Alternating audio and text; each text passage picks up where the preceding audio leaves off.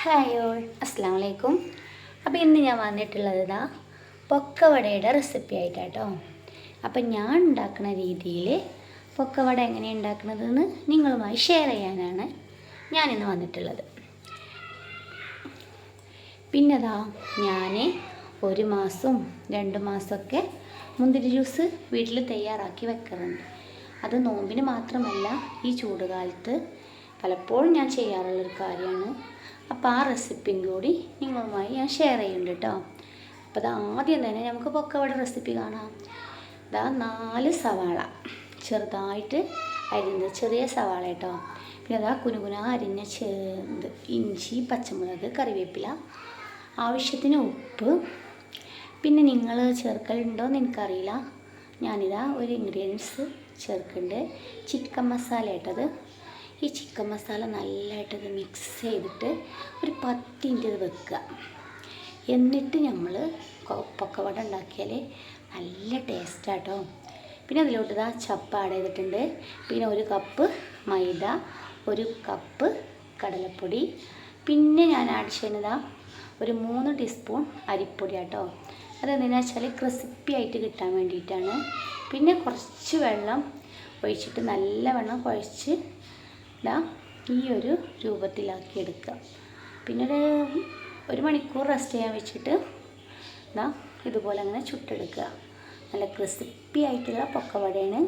ഈ രീതിയിൽ ട്രൈ ചെയ്യാത്തവരുണ്ടെങ്കിൽ ട്രൈ ചെയ്യുക, ഷെയർ ചെയ്യുക കേട്ടോ.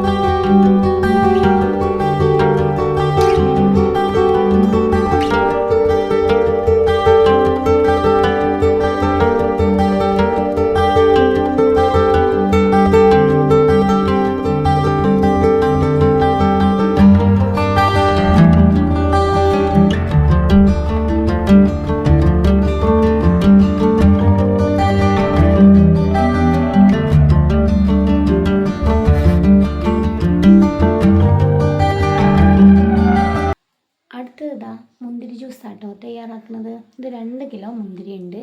നല്ലവണ്ണം കഴുകി വൃത്തിയാക്കിയിട്ട് ഇതിലോട്ട് നമ്മൾ മുന്തിരിയുടെ മുകളിലായിട്ട് വെള്ളം വെച്ചിട്ട് നല്ല രീതിയിൽ വേവിച്ചെടുക്കുക കേട്ടോ.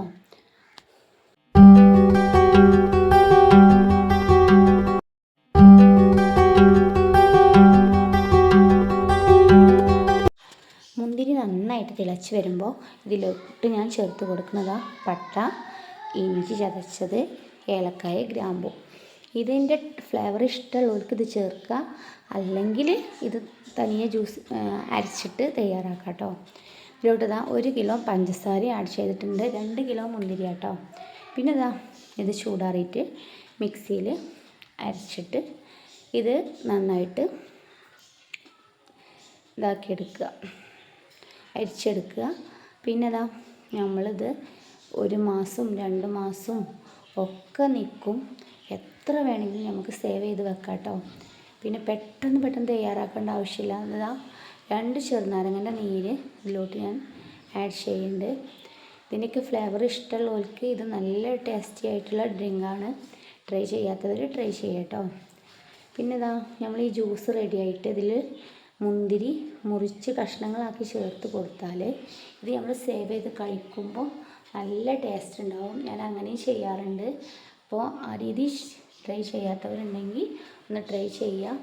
പിന്നെ ഇതുപോലെ ജ്യൂസൊക്കെ തയ്യാറാക്കി വെച്ചാൽ നമുക്ക് പെട്ടെന്ന് ആരെങ്കിലും ഗസ്റ്റൊക്കെ വന്നാലും സുഖമാണ്. പിന്നെ നമ്മളെ വീട്ടിലുള്ള കുട്ടികൾക്ക് തന്നെ ഒരു ആശ്വാസമാണ് ഡ്രിങ്കാണ് കേട്ടോ. നല്ലൊരു ടേസ്റ്റുമാണ്.